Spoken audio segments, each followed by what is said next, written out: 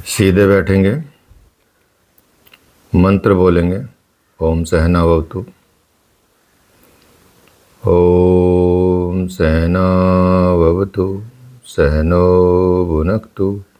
सह वीर्यं कर्वावहै। तेजस्विनां वधीतमस्तु मा विद्विषावहै। ओम शांति शांति शांति। Relax. Gently open your eyes. Prashnopanishad चल रहा है आपका, और प्रश्नोपनिषद में चौथा प्रश्न में कुछ चीज़ें करा चुके हैं। जैसे कि कल बताया था कि प्रश्न था कि सुख किसे सुख होता है, तो ये कई प्रश्न पूछे थे।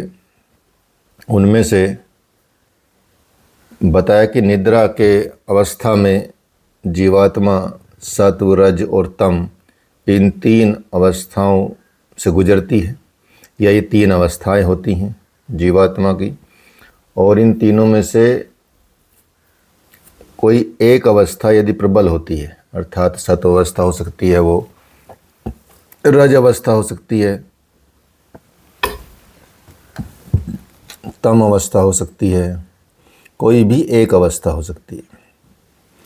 तो बताया गया कि जब निद्रा आती है और निद्रा की अवस्था में यदि हमारा सत्वगुण बढ़ा हुआ है या सत्वगुण प्रधान है हमारी अवस्था, तब वो उस वक्त निद्रा की अवस्था में सत्वगुण के बढ़े होने की वजह से या सत्वगुण प्रधान होने की वजह से जीवात्मा जो है तेज से अभिभूत होता है, अर्थात तेज के साथ सामंजस्य होता है, उसका तेज के साथ साक्षात्कार होता है। तो उस समय वह स्वप्न नहीं देख पाता और वो स्थिति एकदम सात्विक होती है, और उस वक्त शरीर में उसे सुख का अनुभव हो रहा होता है, कंप्लीटली वो सुख में होता है।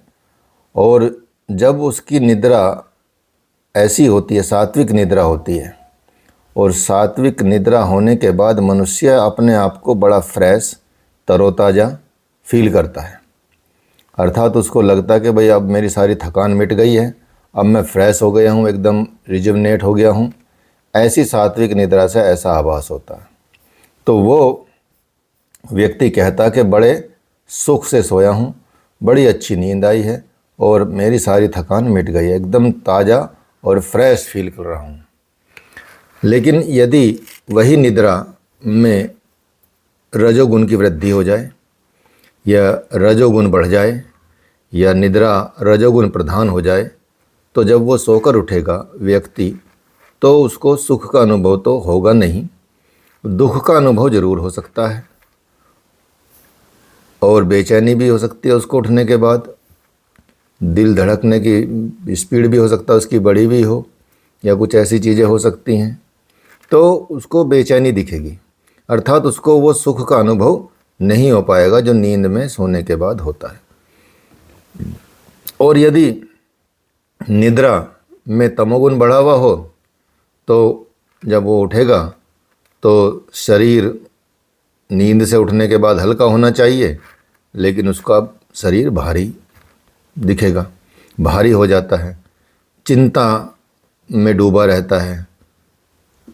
सोने पर उसको ऐसा लगता है कि यार मैं गलत सोया, ग्लानि होती है उसको, अर्थात उसको वो अच्छा महसूस नहीं होता, ठीक है, और ऐसा लगेगा जैसे एक क्षण भी न सोया हो, थकान बनी की बनी रहेगी। तो ये सब अवस्थाएं क्या हैं? ये आत्मा की तो है नहीं, ये सारी अवस्थाएं शरीर की होती हैं। तो यहीं से फिर आगे जब बताते हैं कि जो सुषुप्ति है या समाधि, ये दो अवस्थाएं होती हैं, सुषुप्ति और समाधि, दोनों में आपको अपना नहीं पता होता। लेकिन क्या भेद है वास्तव में, असली भेद क्या है? सुषुप्ति, हम समाधि को सुषुप्ति क्यों नहीं कह सकते, या सुषुप्ति को समाधि क्यों नहीं कह सकते? तो इसमें थोड़ा सा अंतर देखने में आता है। क्या जब हम दोनों अवस्थाओं की बात करते हैं, तो इन दोनों अवस्थाओं में जीव और ब्रह्म एक दूसरे के संपर्क में आते हैं। जीव और ब्रह्म, क्योंकि जो आपको चला रहा है वो आपके सोने के बाद भी आपको चला रहा है, आपको जीवित रखे हुए हैं। आप सो गए हैं, आप कोई क्रिया नहीं कर रहे हैं, आप न दौड़ रहे हैं, भाग रहे हैं, खा रहे हैं, पी रहे हैं, कुछ भी नहीं कर रहे हैं, आप यहाँ तक कि स्वप्न भी नहीं देख पा रहे हैं, लेकिन फिर भी सारे सिस्टम को कोई चला रहा है। तो उस वक्त की स्थिति बताई जाती है कि जब आप सुषुप्ति की अवस्था में होते हैं या जब आप समाधि की अवस्था में होते हैं, तो उस वक्त जीव और ब्रह्म संपर्क में आते हैं, संपर्क में आ जाते हैं, अर्थात वो फीलिंग ज़्यादा स्ट्रॉन्ग हो जाती है। संपर्क में तो रहते ही हैं, लेकिन जो भावना है वो प्रबल हो जाती है उस तरह की। लेकिन इसमें अंतर क्या है? अंतर क्या है सुषुप्ति की दशा में? जैसे आप ये समझ लीजिए कि जैसे कोई राजा के पास बैठा हुआ है व्यक्ति। अब राजा मान लीजिए ब्रह्म है और मनुष्य मान लिया मैं हूँ या हम हैं, ठीक है। तो कोई उस राजा के पास बैठा हुआ है, लेकिन राजा के पास बैठ के वो सो रहा है, अर्थात उसको राजा का ज्ञान नहीं है कि मैं राजा के पास बैठा हूँ। वो सुषुप्ति अवस्था होती है। मतलब आप सो गए और राजा कोई आकर बैठ गया आपके पास, तो आपको ये ज्ञान नहीं होगा कि राजा मेरे पास बैठा है। तो ऐसी अवस्था में हमको कोई पता नहीं चलता, ब्रह्म का कुछ पता नहीं चलता। तो वो अवस्था कैसी होती है? सुषुप्ति की अवस्था होती है। लेकिन जब समाधि की अवस्था रहती है, समाधि की अवस्था ऐसी रहती है कि जैसे आप राजा के पास ही बैठे हैं, लेकिन राजा के पास बैठ के आपको इतनी चेतनता है, इतनी जागरूकता है, या जाग रहे हैं आप कि वो अनुभव कर रहे हैं कि राजा मेरे पास बैठा है।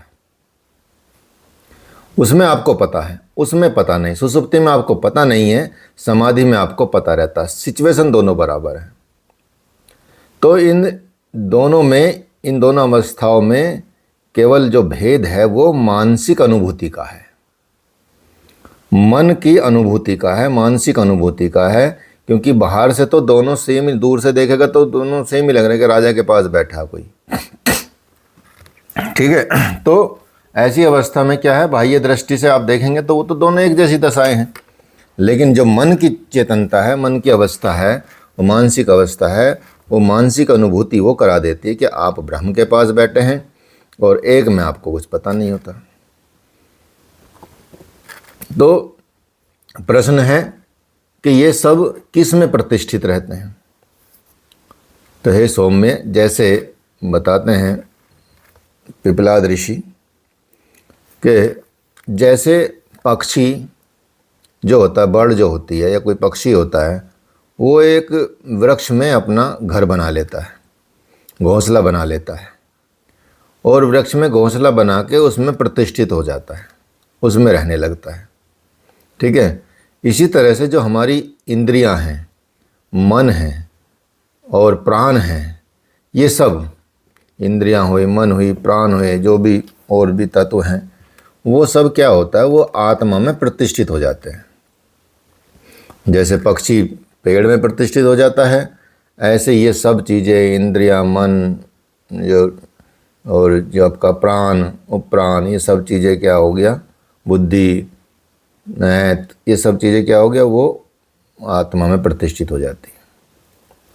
तो स्थूल पृथ्वी, सूक्ष्म पृथ्वी, स्थूल जल, सूक्ष्म जल, स्थूल तेज, सूक्ष्म तेज, स्थूल वायु, सूक्ष्म वायु, स्थूल आकाश, सूक्ष्म आकाश, ठीक है।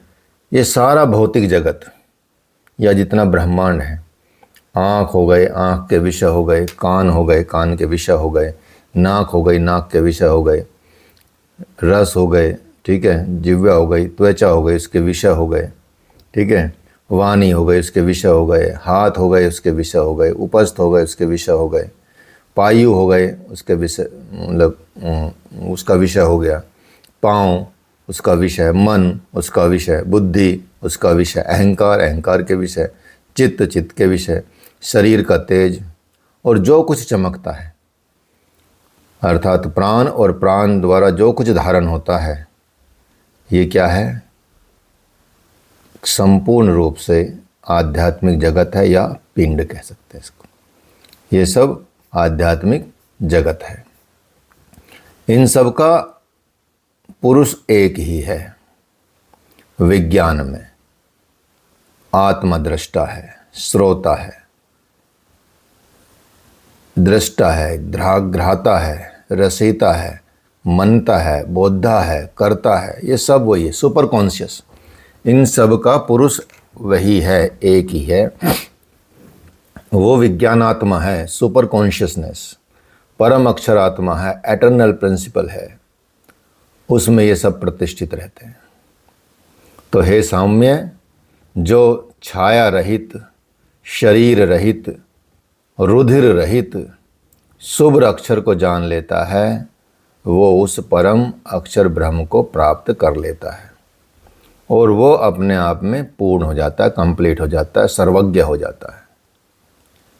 इसलिए कहा भी है कि जो विज्ञान में आत्मा का अक्षर ब्रह्म, सुपर कॉन्शियसनेस, एटर्नल प्रिंसिपल को जान लेता है, सुपर कॉन्शियसनेस को जान लेता है या आत्मा को जान लेता है, जिसमें सब इंद्रियां हैं, सब प्राण हैं, सब महाभूत प्रतिष्ठित रहते हैं, ठहरे हुए हैं, वो सर्वज्ञ हो जाता है, अर्थात वो पूर्ण ब्रह्म में प्रविष्ट हो जाता है।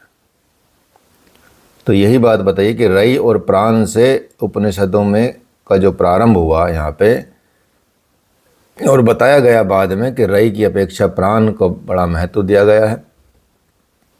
अब इस प्रश्न में प्राण की अपेक्षा मन, आत्मा और ब्रह्म के महत्व को ये दिखा दिया गया है।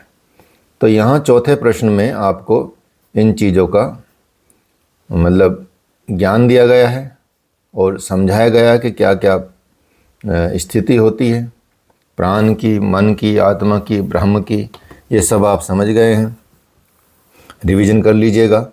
अब आता है पांचवा प्रश्न, ठीक है। इसमें ओंकार की उपासना बताई गई है, अर्थात इसमें ओंकार की उपासना का महत्व बताया गया है, ठीक है। पांचवा प्रश्न है।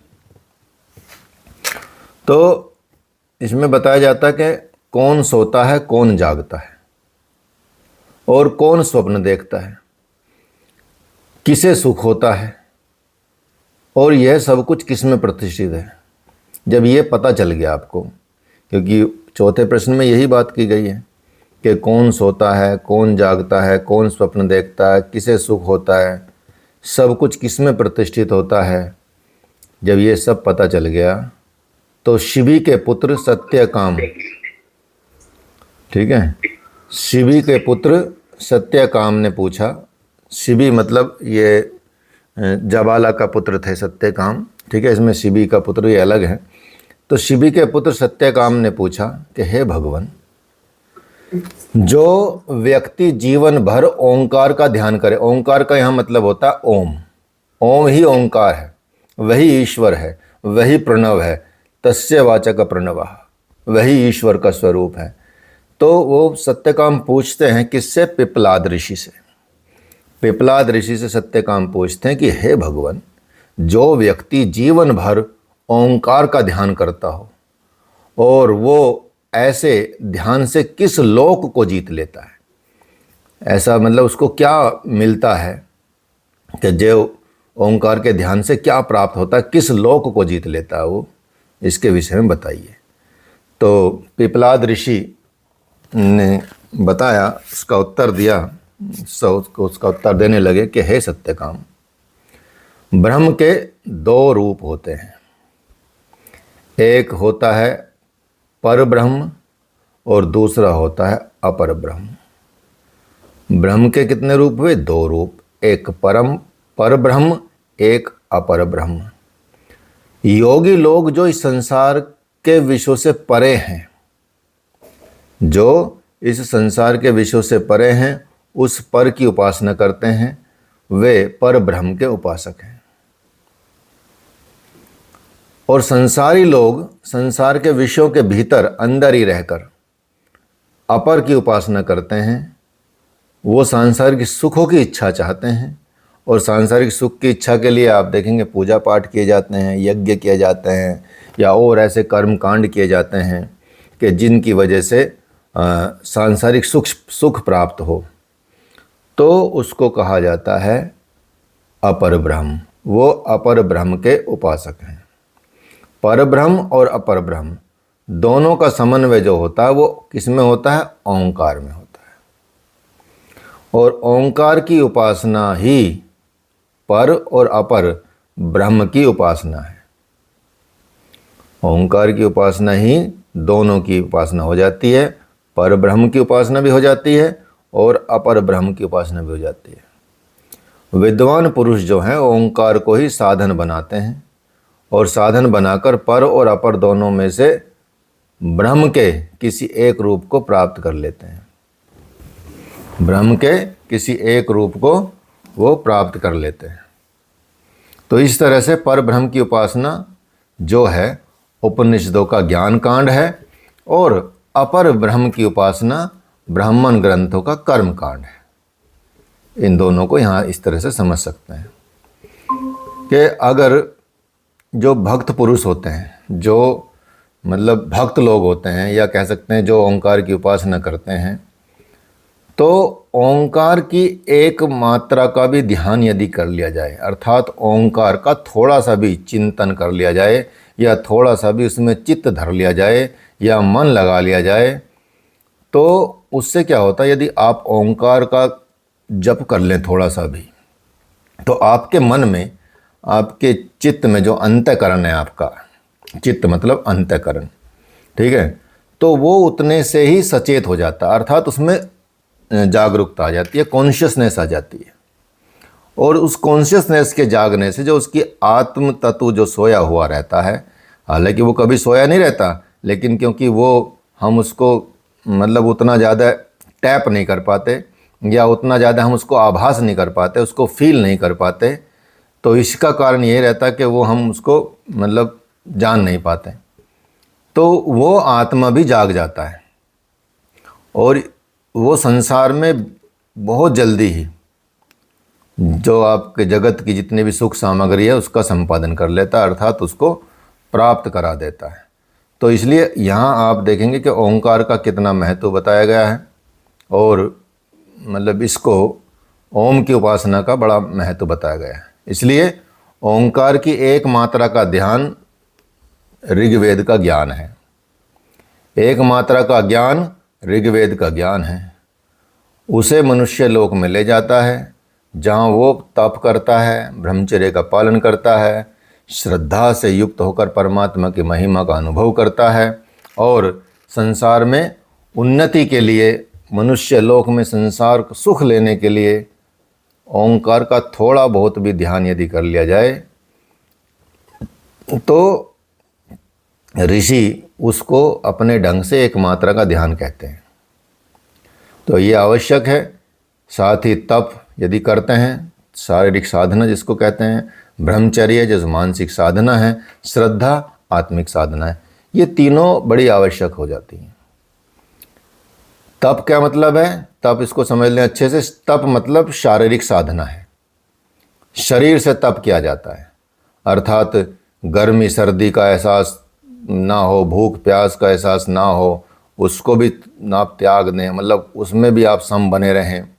ऐसी परिस्थितियां जब आती हैं, द्वंद्व जब आते हैं जीवन में, उनको सहन करते हैं आप, तो शरीर की साधना होती है, तप उसको बोलते हैं। उस तप से आपके अंदर प्योरिटी आ जाती है। जैसे सोने को तपाया जाता है, सोने को गर्म किया जाता है और सोने की इम्प्योरिटी को हटाया जाता है तप आके, तो ऐसी शरीर की इम्प्योरिटी को, शरीर के जो विकारों को हटाया जाता है, उसको शुद्ध किया जाता है, वो तप की साधना है। ब्रह्मचर्य ये मानसिक साधना है, ठीक है।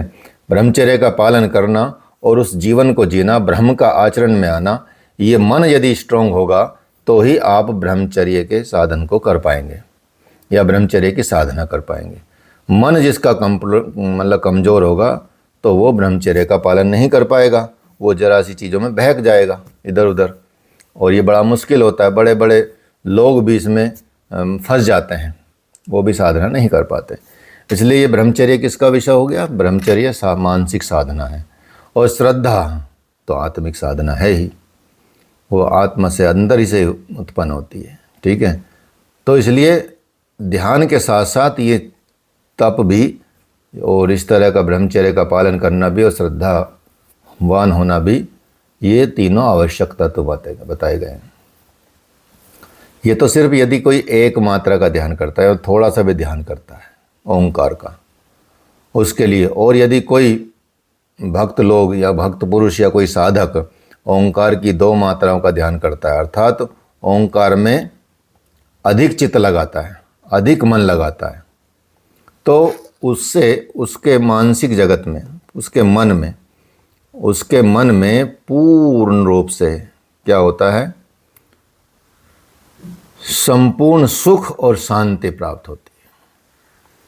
यदि ओम में आपने सिर्फ जपा है ओम या एक ही मात्रा का ध्यान किया तो उतना बड़ी चीज़ प्राप्त हो जाती है और सांसारिक चीज़ें प्राप्त होने लगती हैं। और जब आपने ओम का 2 मात्रा का ध्यान किया तो समझो कि आपका मन और यह जो चित्त है उसमें यदि आपने और लगा दिया तो समझो आपका जो मानसिक जगत है, मन के जितने भी विषय हैं, उनमें संपूर्ण सुख शांति आपको प्राप्त होती है। क्योंकि कई बार ऐसा होता है आपको फिजिकल वर्ल्ड की या सांसारिक जगत की या पार्थिव जगत जिसको बोलते हैं, पार्थिव जगत का जितना भी आपको सुख मिल जाए, सुख भोग लें आप, ठीक है, लेकिन उससे ज़रूरी नहीं है कि आपको मानसिक शांति मिल जाएगी। लोगों के पास अरबों अरबों के खजाने हैं, बड़ी बड़ी गाड़ियां हैं, बंगले हैं, बड़े मतलब बिजनेस चल रहे हैं, लेकिन मानसिक रूप से वो शांत नहीं है। तो पार्थिव जगत में या सांसारिक जगत में या भौतिक जगत का सुख मिलने पर भी ये कोई निश्चित नहीं है कि आपको वहाँ मानसिक शांति मिल जाए। धन भी दुख और अशांत हो सकता है, धनी व्यक्ति भी दुखी और अशांत हो सकता है। सुख और शांति के लिए तो क्या है, मन के विषयों का संपादन करना है, ओंकार का ध्यान करना है, साधना करनी चाहिए। और द्विमात्रा का ध्यान, जैसे ऋक के साथ यजुर्वेद का भी ध्यान हो गया, ये मान के चलिए। ऋक मतलब ऋग्वेद, तो ऋग्वेद के साथ यजुर्वेद का भी ध्यान एक तरह से मान के चले कि वो हो गया आपका। तो इस तरह से जो ध्यान करता है वो कहीं भी अंतरिक्ष में, सोमलोक में जा पहुंचता है और सोमलोक की विभूति का अनुभव करने के लिए फिर यहाँ लौट आता है। तो इस तरह से उसका स्तर जो है बहुत ऊंचा उठ जाता है। सोमलोक क्या है, मानसिक शांति का लोक। ये कहीं दूर नहीं है, ये इसी भूमि पर है, इसी शरीर में है, ठीक है। मानसिक शांति प्राप्त होती है। जब जब हमें मानसिक शांति प्राप्त होती है तो हम में क्या आता है, बड़ी कोमलता, सौम्यता आ जाती है, बड़े हम सहज हो जाते हैं, बड़ा हमारा एकदम मन सुकून में रहता है, कोई आफत में नहीं रहता, बहुत विचलित नहीं रहता है, ठीक है। तब हम समझो हम सोमलोक में पहुंच गए, ये मान के चलो। तो जैसे ही आपके मन को सुकून मिलेगा तो आपका गुस्सा भी चला जाएगा, आपका द्वेष, ईर्ष्या, ये सब चला जाता है और आपका व्यवहार भी बड़ा सौम्य हो जाता है, ठीक है। तो ये तब होता है, तो तभी समझो कि हम अब सोमलोक में पहुंच गए, ठीक है। और जब उससे निकलते हैं तो फिर इस लोक में आ जाते हैं। तो इस अवस्था को पाने के लिए आपको क्या करना चाहिए, द्विमात्रा का ध्यान करना चाहिए, ठीक है। एक भाव से करना चाहिए, द्विमात्रा का ध्यान करना चाहिए, ठीक है। जैसे एक मात्रा का अर्थ हो गया कुछ कुछ और द्विमात्रा का अर्थ हो गया बहुत कुछ, ज़्यादा, ठीक है। और जो भक्त पुरुष या साधक लोग त्रिमात्रा का अर्थात ओंकार का, ऐसा नहीं कि कुछ कुछ या बहुत कुछ भी नहीं, बल्कि ब्रह्म ही ब्रह्म की उपासना करता है, अर्थात कंप्लीट उपासना करता है। ओम में 3 अक्षर तो है ना, ए, ओ और मैं, 3 मात्राएं हैं। ओम, ए, और म, अकार उकार मकार, ठीक है। तो यहाँ यही बताएगा कि लेकिन जो ब्रह्म ही ब्रह्म की उपासना होती है वो ओंकार की त्रिमात्रा की उपासना होती है। इसमें क्या होता है, ओंकार की तीनों मात्राओं से, तीनों अक्षरों से, ए, उ और मैं से परम पुरुष ब्रह्म का ध्यान किया जाता है, उसमें चित्त रखा जाता है, चित्त को धारण किया जाता है, चित्त से उसका ध्यान रखा जाता है, चित्त उसमें लगाया जाता है और बाकी सब जगहों से अपना ध्यान हटा लिया जाता है। उससे क्या होता है, उससे आप में तेज उत्पन्न होता है, शरीर में तेज आता है और जो शरीर है आपका मतलब वो सूरज के समान तेज दिखने लगता है, मतलब वो कांति में हो जाता है आपका शरीर। जैसे सांप जब कैंचली छोड़ता है ना, उसके बाद वो चमक जाता है, और कांचली छोड़ने का मतलब समझो उसने पाप छोड़ दिए सारे। तो जैसे सांप कैंचली छोड़ देता है वैसे मनुष्य पाप को छोड़ देता है, अर्थात वो उस आवरण को हटा देता है जो मिथ्या है और बेकार है, पाप है, सब हटा देता है। त्रिमात्रा का ध्यान का मतलब मान लो ऋग्वेद का, यजुर्वेद का और सामवेद का ध्यान कर लिया आपने, तो वो सामवेद से ब्रह्मलोक में जा पहुंचता है और वो जीव के इसी शरीर से परे संसार की महान पुरी में शयन कर रहे पुरुष अर्थात उस परम ब्रह्म को देख लेता है। तो इसलिए ओंकार की एक मात्रा के ध्यान से पार्थिव जगत अर्थात पृथ्वी लोक, इसके भोग ऐश्वर्य, द्विमात्रा से ध्यान से सोमलोक अर्थात चंद्रलोक और उसकी सौम्यता, और त्रिमात्रा से सूर्यलोक और उसका तेज इसी मनुष्य शरीर में प्राप्त हो जाते हैं। पृथ्वी का ऐश्वर्य, चंद्र की सौम्यता, सूर्य का तेज ओंकार के ध्यान से ऋग्वेद, यजुर्वेद, सामवेद से प्राप्त होते हैं। ठीक है, और इन सब का मतलब यही है। तो ओंकार की 3 मात्राएं हैं, 3 हिस्से हैं। तुम उसका कितना ध्यान करते हो? थोड़ा बहुत ध्यान करते हो तब तो वो एक मात्रा का ध्यान है, बहुत कुछ करते हो तो द्विमात्रा का ध्यान है, उसी के ध्यान में रहते हो तो समझो त्रिमात्रा का ध्यान है। तो इन 3 मात्राओं का ध्यान मृत्युमान है। जिस मात्रा में अर्थात जिस अंश तक आपका ध्यान होता है उस मात्रा में उसी अंश तक आप संसार में ध्यानी के, ठीक है, ध्यानी बन जाते हो और संसार के लिए तो मर जाते हो, फिर आप अपने में रहते हो। तो इन मात्राओं का प्रयोग ही ऐसा करना चाहिए जिससे संसार का जो भी रूप हमारे लिए जो है वो खत्म हो जाए, वास्तव में वो मर जाए, लेकिन हम आत्मा में प्रतिष्ठित हो जाएं। आत्मा एक तरफ संसार के नियम हैं, विषय हैं, दूसरी तरफ ब्रह्म है। तो अब तक जो हमारे लिए जो संसार जीवित है वो वहाँ ब्रह्मव्रत मृत है, क्योंकि हमारे लिए संसार जीवित हो रहा है और हम ब्रह्म को भूल रहे हैं, अर्थात वो ब्रह्म हमारे लिए मतलब दिख ही नहीं रहा है, मृत है। ओंकार की मात्रा का ध्यान हमको संसार, हमारे लिए संसार को मृत कर देता है और ब्रह्म को जीवित बना देता है। तो ये मात्राएं एक दूसरे से सटी हुई हैं, एक मात्रा से दूसरी मात्रा का ध्यान चला जाता है, एक मात्रा के ध्यान से अगली मात्रा का ध्यान स्वयं पहुंच जाता है मनुष्य। ठीक है, एक दूसरे से ये अलग हो नहीं सकती। तो जो ज्ञानी अपनी बाह्य और आभ्यंतर मतलब आंतरिक और मध्यम क्रियाओं में त्रिमात्रा का, ओंकार का कंप्लीट और समान रूप से प्रयोग करता है तो वो समझ लीजिए वो जो अपने मार्ग से कभी विचलित नहीं होता, अर्थात वो कंपमान नहीं होता, विचलित नहीं होता। तो बाह्य क्रियाएं क्या है? शरीर की क्रियाएं। आभ्यंतर क्रियाएं क्या है? मन की क्रियाएं। मध्यम क्रियाएं क्या हैं? जो मन और शरीर के बीच की क्रियाएं हैं, कुछ मानसिक हैं, कुछ शारीरिक हैं। तो क्रिया की इन तीनों अवस्थाओं में ज्ञानी और ध्यानी जो त्रिमात्रा का उपासना करता है वो परम ब्रह्म को प्राप्त कर लेता है, अर्थात हमको उसकी उपासना करनी चाहिए। तो ऋग्वेद में पृथ्वी के जो ऐश्वर्य होते हैं, भोग होते हैं, वो प्राप्त होते हैं। यजुर्वेद से अंतरिक्ष या चंद्रलोक वाले सौम्य गुण प्राप्त होते हैं। सामवेद से कवि लोग कहते हैं कि सूर्य का तेज प्राप्त होता है। अगर कोई ओंकार की साधना बनाए, ओंकार की साधना बनाए जो ऋग, रजु और सामवेद की सहायता के बिना, ओंकार की उपासना से ये सब प्राप्त हो जाते हैं, मतलब अपने आप ही प्राप्त हो जाते हैं। इसलिए ओंकार की उपासना का इतना बड़ा महत्व है। तो ओंकार की उपासना के उपासक क्या होते हैं? वो शांत होते हैं, अजर होते हैं, अमृत होते हैं, अभय होते हैं और परम ब्रह्म को प्राप्त कर लेते हैं। तो इनको ये आप बताया गया, ठीक है।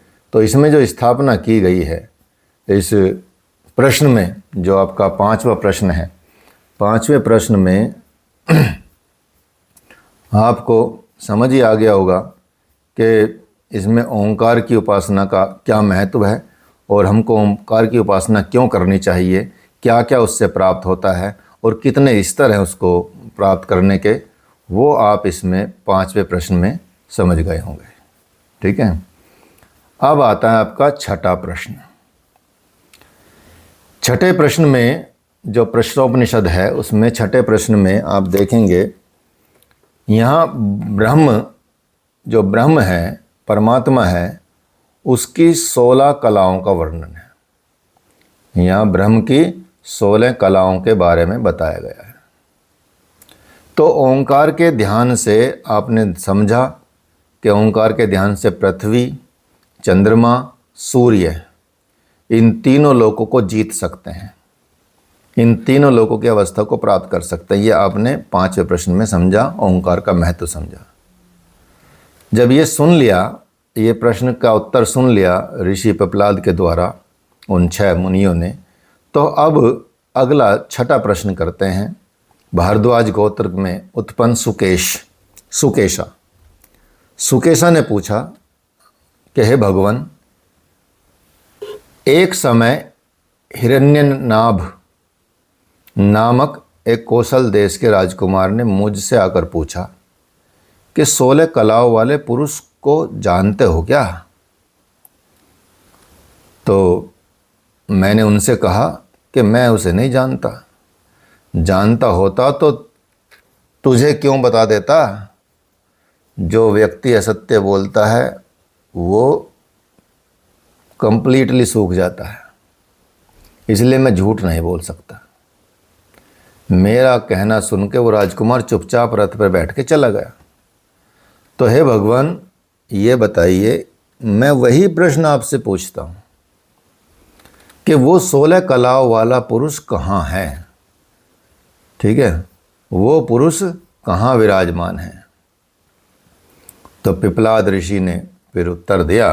पिपलाद ऋषि बोले कि वह पुरुष जिसमें 16 कलाओं का प्रादुर्भाव होता है, वो कहाँ है?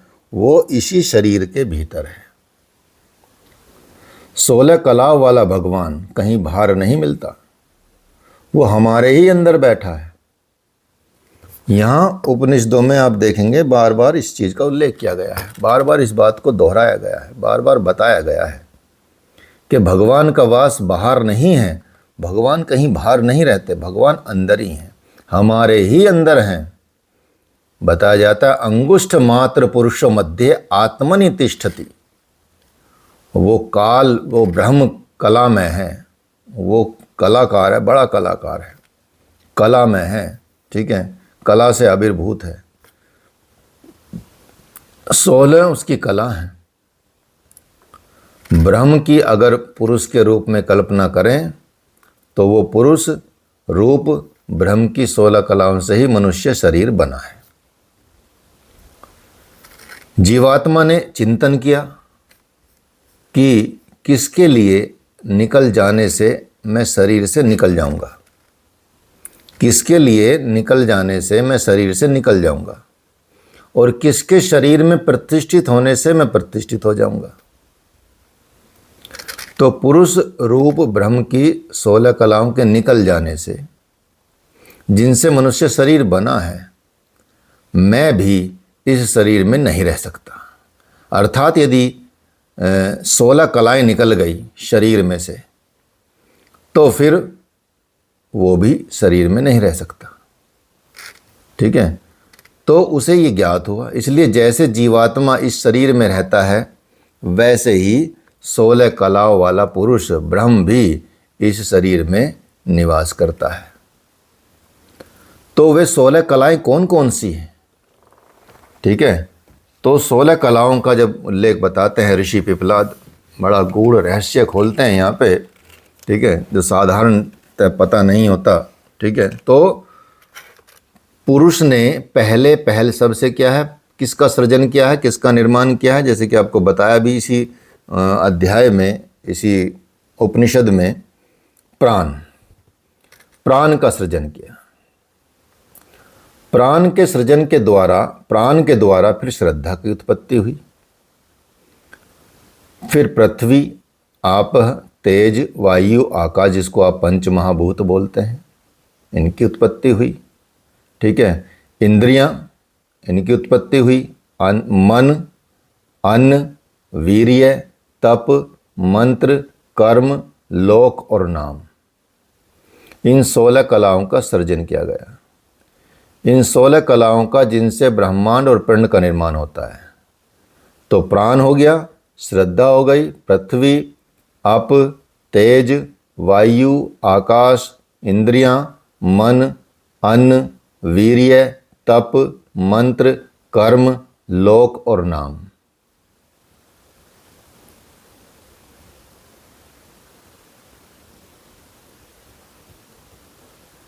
समझ गए? ये 16 कलाएं हो गई।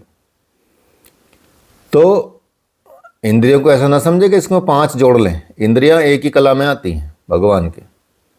ठीक है, तो ये 5 इंद्रियां तो एक ही कला है। ठीक है, तो इसलिए इसको एक कला माना गया है।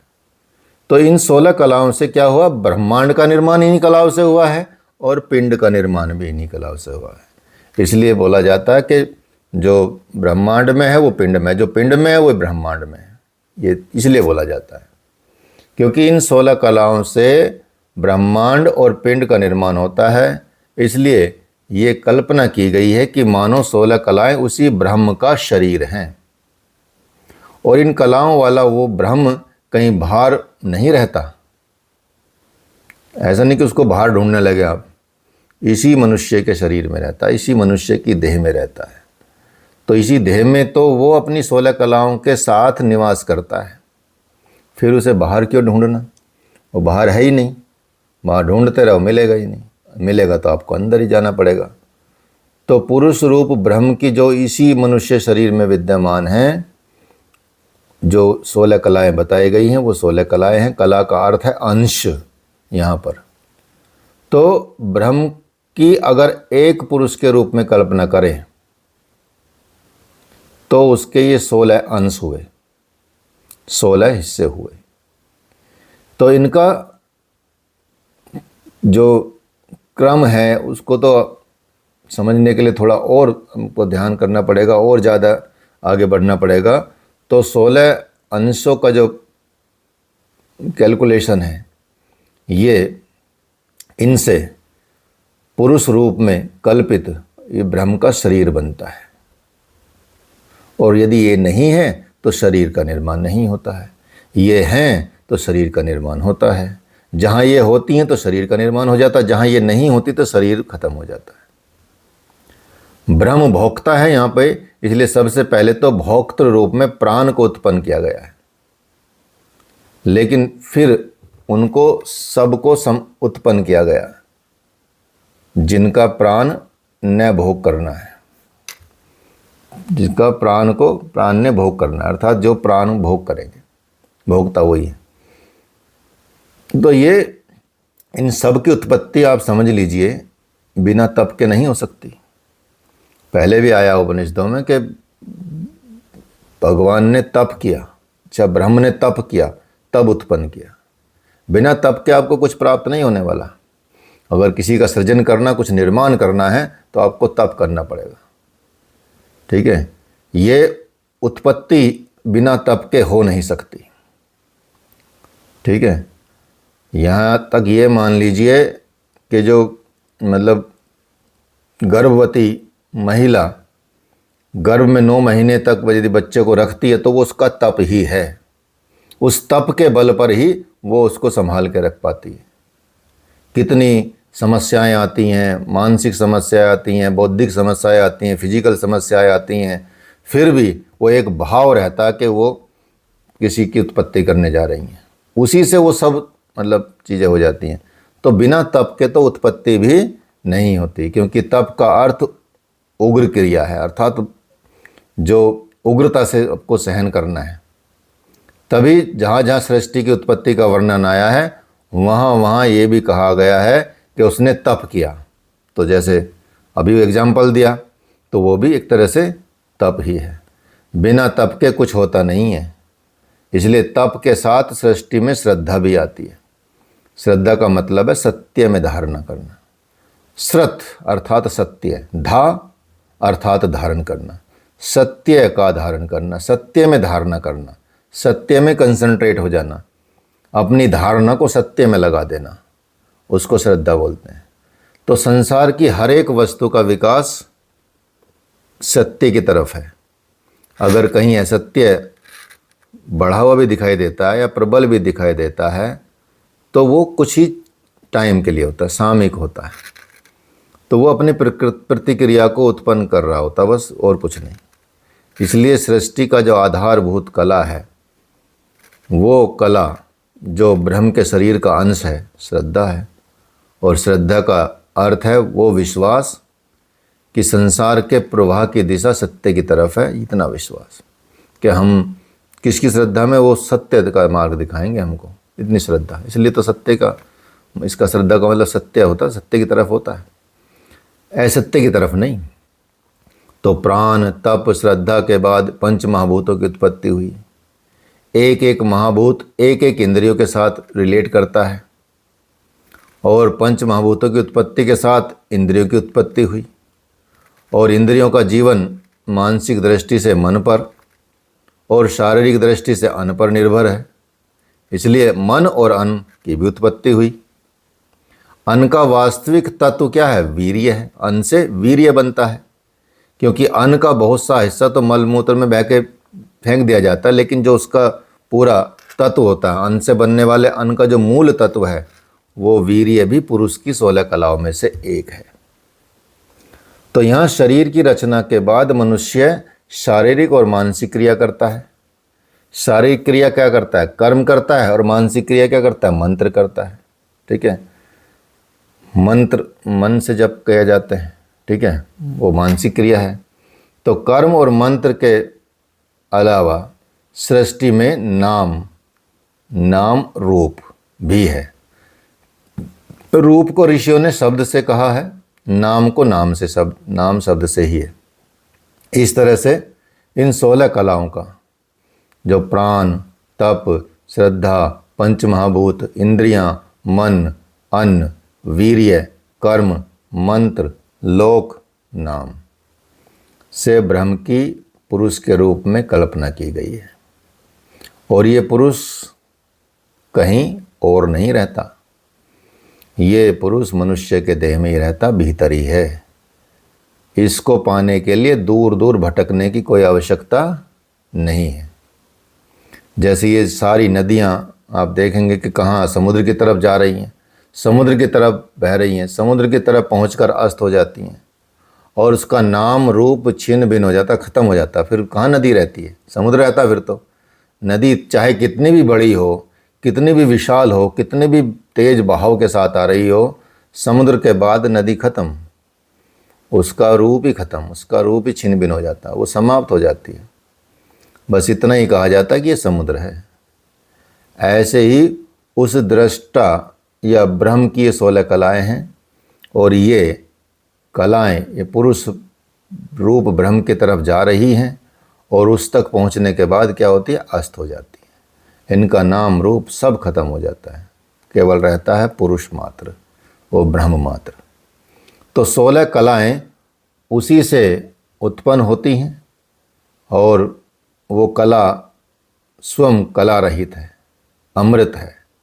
और जब ये कलाएं उसमें अस्त हो जाती हैं तो कलाओं वाला जो सकल है, सकल कलाओं वाला, सकल से अकल हो जाता है, अर्थात अमृत हो जाता है।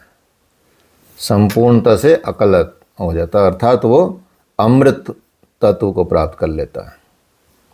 तो यही बताया गया कि जैसे रथ में जो चक्का लगा होता है, मतलब पहिया लगा होता है ना रथ का, और बीच में एक वो होता है नाभि, गोल होता है, उसमें फिर सींकें लगी होती हैं, तिल्लियाँ लगी है, आरे बोलते हैं उसको, आरे लगे होते हैं। ऐसे ही जिस ब्रह्म में कलाएं प्रतिष्ठित हैं उसे जानने योग्य पुरुष का ज्ञान प्राप्त करना चाहिए। यदि आपने वो ज्ञान प्राप्त कर लिया तभी तुम्हें मृत्यु किसी प्रकार भी परेशान नहीं करेगी, व्यथा नहीं देगी, आएगी नहीं आपके पास, अर्थात आप अमर तत्व को प्राप्त कर लेंगे। तो पिपलाद ऋषि ने उन 6 जिज्ञासुओं को संबोधित करके कहा कि मैं उस परम ब्रह्म के विषय में इतना ही जानता हूँ, इससे परे वह है भी नहीं। मतलब इतना बता दिया ऋषि ने कि भाई मैं जानता तो इतना ही हूँ, लेकिन ये भी समझ लो कि उससे ज़्यादा है भी नहीं, उससे परे वो नहीं है। तो वे सारे जिज्ञासु ऋषि जो जिज्ञासु थे, और उसके बाद भगवान मतलब उनको पिपलाद ऋषि की स्तुति करने लगे, कहने लगे कि आप हमारे पिता हैं, आप ही हमें अविद्या रूपी नदी के उस किनारे लगाने वाले हैं, आप परम ऋषि हैं, आपको बारंबार नमस्कार हो, बारंबार नमस्कार हो, बारंबार प्रणाम हो। तो यहाँ पे ये आपका 6 प्रश्न थे, 6 ऋषियों के 6 प्रश्न थे, और 6 ऋषियों के 6 प्रश्न समाप्त हुए। ठीक है, तो यहाँ पे आपका ये कौन सा उपनिषद समाप्त हुआ? प्रश्नोपनिषद, प्रश्नोपनिषद। ठीक है, इसमें आपका कोई प्रश्न हो तो पूछ सकते हैं। और तो जैसे मतलब कि ओम की 3 मात्राएं बताई आपने ना? हाँ, ए, अकार, उकार, मकार। हाँ, तो एक उपनिषद मैंने पढ़ा, मेरे को ध्यान नहीं आ रहा सर, योग राजोपनिषद था होगा या फिर कोई और। तो इसमें ओम की 12 मात्राओं का वर्णन है। वो उसके कुछ सूक्ष्म रूप का एक्सप्रेशन किया गया होगा। स्थूलता से तो यही है। ठीक है, तो वो कुछ अलग ये कहा गया कि जो भी 12 मात्राओं का मतलब वो ध्यान वगैरह करता है इनको, हाँ, तो उसको ब्रह्म की प्राप्ति हो जाती है। हाँ, वो तो 3 से भी प्राप्ति हो जाती है। वो 3 में ही सब समाया हुआ है। जैसे 3 प्रमाण है ना, 3 प्रमाणों